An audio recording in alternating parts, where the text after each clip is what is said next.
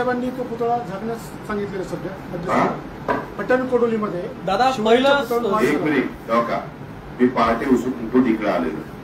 आज काही झालेलं असेल तर मला काही पाठीला डोळे नाहीयेत. इथं असं झालंय, मी त्याची चौकशी करेन. मी वेळ पडली तर आता शिंदे साहेबांचं नाव घेतलं, ते पण आमचे सिनियर नेते सिनियर आहेत.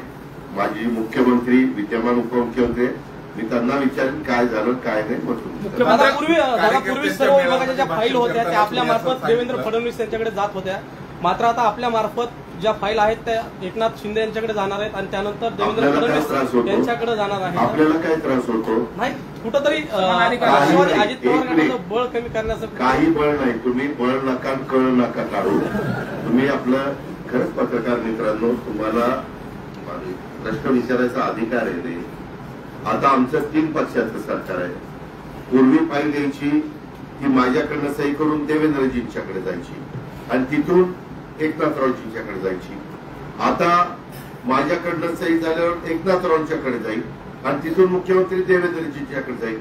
3 पक्षाचं सरकार असेल तर फाईल तिन्ही प्रमुखांना माहिती पाहिजे ना.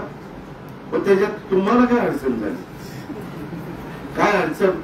जर आम्ही तिघही त्याच्याबद्दल समाधानी आहोत तर बाबा ह्याला काय दादा हिंदी दुखायला जर लागलं म्हणलं नाही. अवकाळी पाऊस झालाय, अवकाळी पावसाच्या नुकसान भरपाईच्या संदर्भात बाबाचे स्टँडिंग ऑर्डर असतात.